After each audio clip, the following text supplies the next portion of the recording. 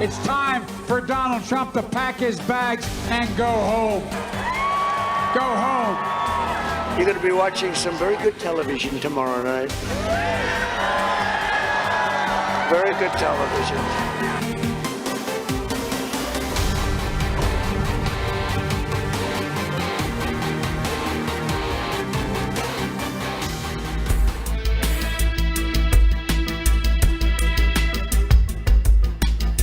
Good day, everybody. It's 10 in the morning, or past 10 in the morning in Manila, and 4 p.m. in Honolulu, 6 p.m. in San Francisco, and 9 p.m. in New York. November 3 in the U.S. It's a historic day, not only for the United States, as Americans cast their votes once again to select their next leader. The world is watching. Will Republican President Donald Trump get 4 more years at the White House? Or will another Democrat, Joe Biden, take his seat at the Oval Office? Using the combined forces of News 5, the Philippine Star, Business World, and Bloomberg TV Philippines, One News will give you the latest on the ground, explain the facts, and dissect the data. This is our special coverage of the 2020 U.S. presidential elections. Well, why a coverage of the U.S. elections? Because what happens in the U.S., of course, will eventually matter to us in the Philippines. Now, we have here a map coming from Reuters. It shows you the states of the United States, as well as it's color-coded to show blue for the Democrats and red for the Republicans. Again, it's still early in the day. It's around 6 p.m. in California of election day, so things are still going to change. However, as you can see in the color coding, the darker colors would indicate a better lead for the candidates. As I said, this could still change. And drilling down, for example, this is Texas. Texas, which would have a substantial number of electoral votes, so far looks like it's blue. Again, this could still change because Texas, as we all know, has always been a Republican stronghold. Up here is Oklahoma. Oklahoma with 7 electoral votes, turning out to be a darker shade of red. And to this side is Arkansas, also darker shade of red, Mississippi, and Tennessee, which is also a darker shade of red, and Kentucky up here, and Indiana, and over here is West Virginia. So you can see here the darker shades of red, which indicate a better lead for Donald Trump so far in the game. Again, a caveat there: some of the results coming in have only been counted up to 30 to 40%. So these can still change, especially, for example, Texas. An important battleground state would be Florida. So far, looking like it's red. Florida has 29 electoral votes, so it is a state that you want to watch out for. Now, Florida was a key player in the 2016 elections where Donald Trump won. In fact, it was Florida that turned out to be the swing vote. Florida in 2016 was Republican. In 2012, it was still blue. It voted for Obama, so it swung in 2016. And then we will see in 2020 where it will be headed. Now, up here you can see a swath of blue in different degrees. Up here you would have New York State and Vermont.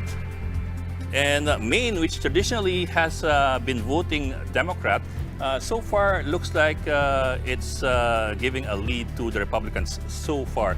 Here you have a bunch of smaller states that are also blue. So this is a quick look at how it's shaping up so far in the United States. That's as far as the East Coast is concerned. The West Coast is still a big question mark. Of course, you are looking at the state of California, which is the most populated state in the United States. We don't have any results yet for California, and that is also something to watch out for. You're looking at a state that has 55 electoral votes. Of course, you are looking at a total of 538 electoral votes, and the majority of that is simply 270 electoral votes.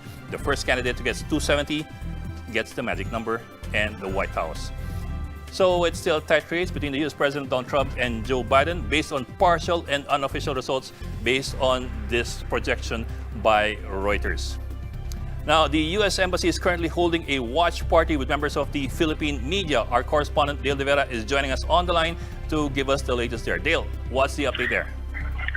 Yes, and here at the U.S. Embassy Watch Party, Election Watch Party, U.S. Charge d'Affaires Zondo said that nothing will change whoever will win this election. He meant that nothing will change between the in the relationship between the Philippines and the U.S. John Lowe mentioned that the U.S. will still be ready to help in the country after Typhoon Rolly hit most of its provinces in the southern Luzon. Just a quick recap. Under the Trump administration, for the first time, they declared that South China Sea is part of the Pacific, while during Obama's time, where he was a Democrat, they only gave vague statements during that time, and it was under Obama's administration that China developed territories in the contested areas. Now, we still have yet to see the election. If ever Joe Biden wins, we will have to look at how things will be for the Philippines. Experts would say that a Trump administration would be better if in terms of security with regard to our territories after his administration showed support to the claims in the South China Sea. Now, going back here at the U.S. Embassy, we've seen several officials, Philippine officials also, who attended this election watch party. The U.S. Embassy usually holds such events like this with a big and happy mood, but at present, since there is a pandemic, it was a little less and a little restricted with only a few number of guests here. Ed? Well, Dale, of course, everybody likes to look at consistency in terms of policy, but there still is also, of course, what you would call the interpersonal relationship. You do remember in 2016, just before Obama stepped down, there was quite a bit of friction between Obama and President Duterte, and that also had an effect on Philippine-U.S. relations and how we dealt with the United States. And then, of course, you had Donald Trump, to whom our president, seems to be chummy with, and that may also have had an impact on our official relationship with the United States. So there of course is more to it than just the official pronouncements. Realistically, do they see a change in the relationship with the U.S. if Biden takes the White House? If we're talking about the relationship between the two presidents, the U.S. Embassy actually did not want to comment on that yet until after the elections are out. But looking at it, there might be sort of a strong or a little adjustment between in the relationship should Joe Biden win the election. Yes, and of course we do remember that the Democratic Party, as one of its pillars, looks always at the issue of human rights and humanitarian issues on both the local and the international level, and that may have an impact on us as well. Yes, that's right. After there are a lot of allegations thrown at the current Philippine government, the relationship would, the election would really have a big impact on how things. The result of the election will really have a big impact in terms of the relationship between the two countries, not just the countries, but the presidents as well. And yes, you were right at mentioning earlier that there was a bit of a friction between former President Obama and then newly elected President Duterte. But we'll still have to see how things will have to go we'll still have to see how or who will be the next appointed ambassador to the Philippines. Mm-hmm.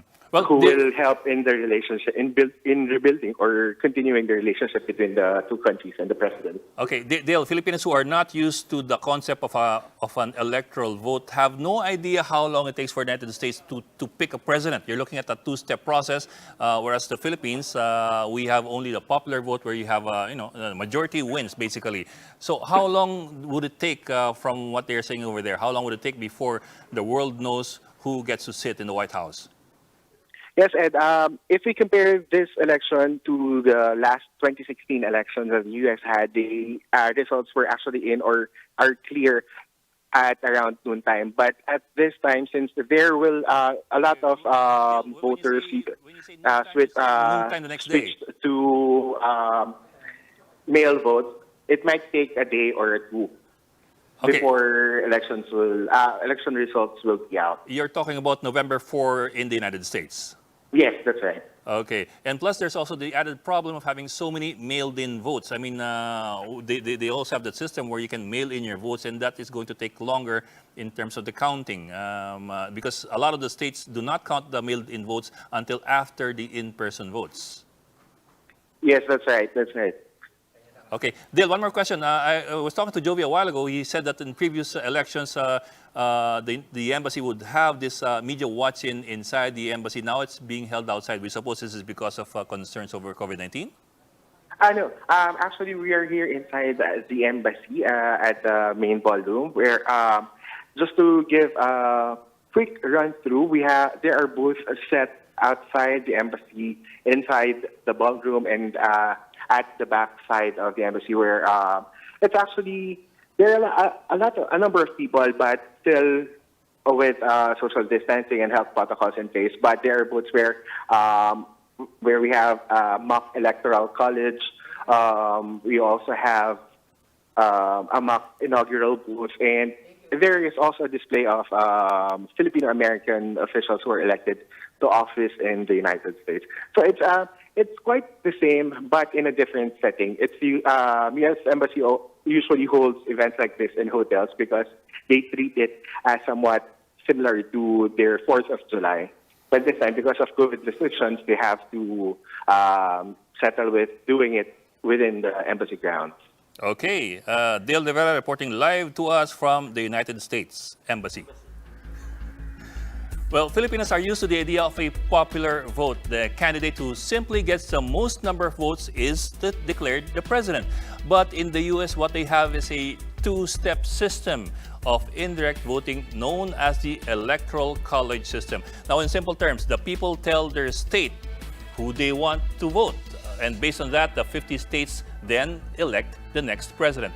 Let's say Californians vote to choose Joe Biden over Donald Trump. Hypothetically, if Biden, for example, takes California, then he gets all the 55 electoral votes that are assigned to California. Now, what are electoral votes? These are essentially the votes that will represent that state in the presidential race. There are a total of 538 electoral votes spread among all these 50 states. The magic number, or the majority number, is 270. Whoever hits this number first gets to sit as the president. Now, who casts the electoral vote? The state electors, who form the electoral college. These are people nominated by the two contending parties to cast the electoral votes, presumably in favor of the winner in that state's election. We say presumably because sometimes somebody breaks this rule and refuses to cast an electoral vote in favor of the state winner. It's a bit complicated already, but it gets even more complex. There's never a guarantee that the candidate who gets the most number of votes will win the presidency. And yes, that almost sounds antithetical to democracy, and that is what makes it so controversial. For example, in the 2016 elections, Hillary Clinton got 3 million votes more than Donald Trump. Yet Trump won because he got the most electoral votes from these 50 states. The same happened with Al Gore and George Bush in the year 2000. Gore got the popular vote, Bush got the electoral vote, and thus the presidency. This has happened 5 times in American history. It happened with John Quincy Adams, Rutherford Hayes, and Benjamin Harrison. Now, why doesn't the electoral vote always reflect the popular vote? The issue has to do with the distribution of the electoral votes among the 50 states. States are assigned electoral votes based on the number of their congressional districts, plus 2 for their Senate seats. But also, states are provided a minimum of 3 electoral votes, regardless of the size of their population. And there are a few big states and a lot of small states. For example, the combined population of the 22 states, of these 22 states, is less than 38 million. Compare that to the lone state of California with a population of almost 40 million.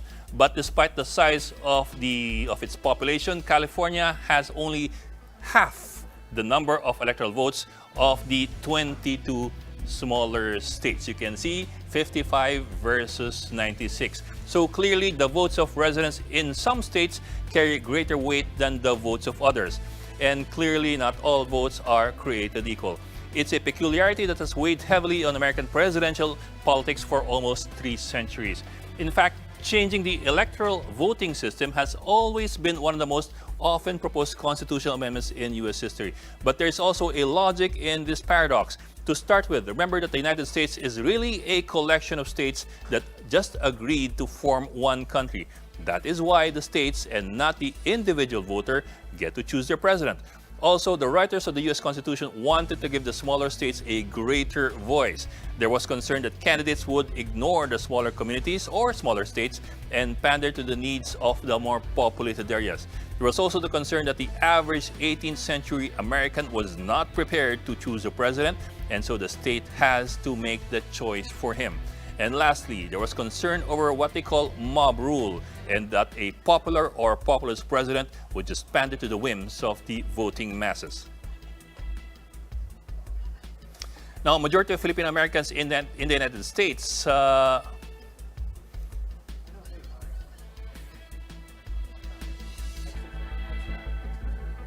Okay, we will just pause for a break, so please stay with us.